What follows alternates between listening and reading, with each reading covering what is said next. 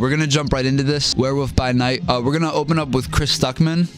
I don't always agree with him, but I want to hear what he has to say about Werewolf by Night. I'm a big Marvel stan, though I'm very critical of it. I call it an animated kids show, is essentially what it is. And if you can go into it being like, okay, this is an animated kids show, then you'll be fine. Like, you'll enjoy anything that's Marvel, because that's really what it is. It's a show, it's continuation. The CGI makes it animated. It's for kids, you know? The coloring was great. I think trying to do the black and white vibe was really cool. But most importantly, like, their editing and their pacing and their performances were so good. Spoiler alert, by the way, for the whole thing. When she says house rules and the way that she really hits it in this weird horror way where it's really weird and wacky, but it still is able to hit dramatically. That's something that horror movies tend to do really, really well. The classics. And that's what it's trying to be with the black and white genre. It's trying to feel like a classic horror vibe. And sometimes it gets too weird. And what I mean by that is almost too joyous. Like they're having too much fun. But one of the cool things about Marvel is you can tell the filmmakers are just told to have fun. Take the genre, do all the research that you can about the werewolf genre, the horror genre, and have fun with it. And you can tell they're having so much fun, and they did it right. They did it so right, especially after She-Hulk, where it's just kind of sterilized. The cinematography, the music, everything is not super characterized, I guess you could say. Not to bash on She-Hulk, I think the story was good, but you just have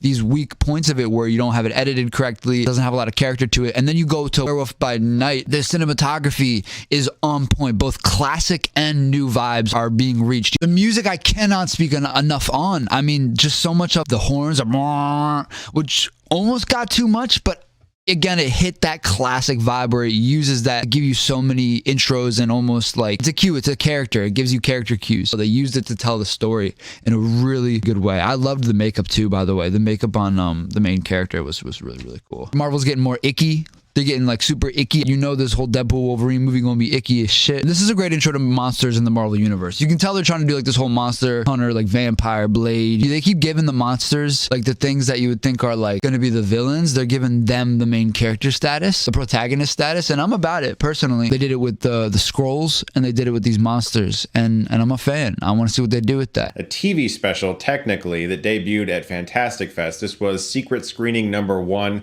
A lot of people came into this theater. We thought we might get Hellraiser. We thought we might get Halloween Ends. There was even whispers that M. Night Shyamalan's new movie, A Knock at the Cabin, might have a super early debut. Split debuted a few months early at Fantastic Fest as a secret screening, so many people were all very concerned about what we might be seeing, and no one was too excited, to be honest, when we found out we were going to watch an hour-long TV special from Marvel that would be on Disney Plus in a few weeks.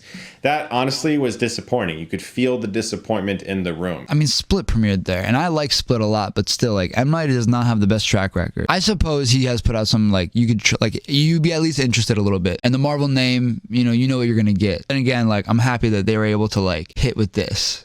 Because this is a hitter. I mean, it is an hour long. Like, if it was a full film, that would be fucking dope. But I'm glad that they are entering into this, like, just give them like an hour. And you can tell when you watch this, it's clearly made by somebody who loves movies. This film very much so is a tribute to 1930. Represents so many different movies. The tributes are incredible. The werewolf genre, the costuming, the actual makeup for it. And that was surprising that they didn't just go for a full-out monster. They went for a very humanoid, makeup-driven aesthetic. A lot of people, I think, would be maybe turned off by it. To just roll with that, you kind of gotta have an involvement with the love of that genre. I'm only living in the space where I have that appreciation, so I'm not completely sure, but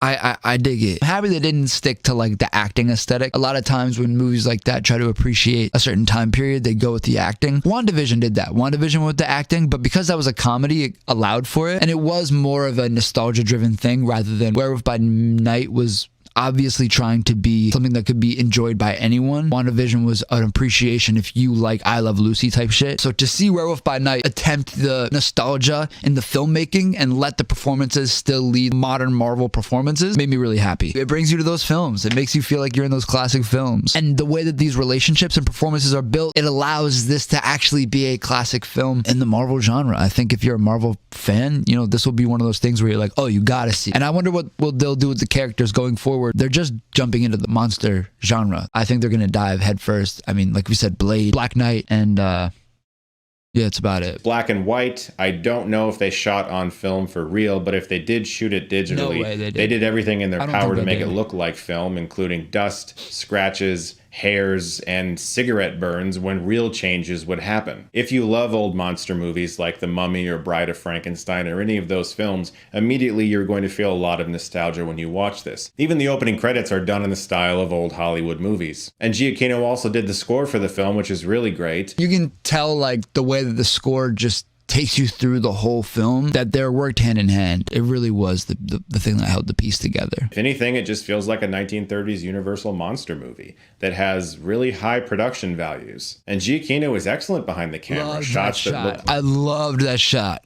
Oh my gosh, her just like doing the whole curdling thing where she's like just like holding her arms in front of her face, and oh my gosh, and she just looks terrified in the shadows. So classy. So fucking classy. Let's talk about this, though. This is what I want to talk about. Costume department, I'm here for it. I'm here for it. I'm all here for it. I love everything that you're doing. Except for one thing, though.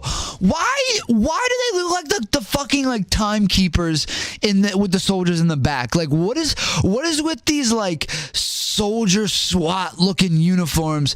What is that? First of all, when are we? I don't know when we are in this feature. I'm not positive, I'm not sure, and it's part of the mystery that I like about it.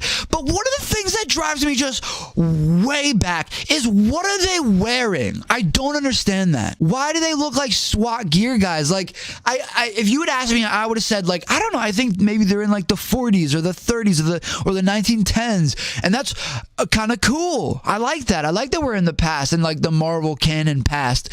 But why are they wearing armor like that? What is that? Where are they? Maybe I don't even know. I don't know. I think I know when they are.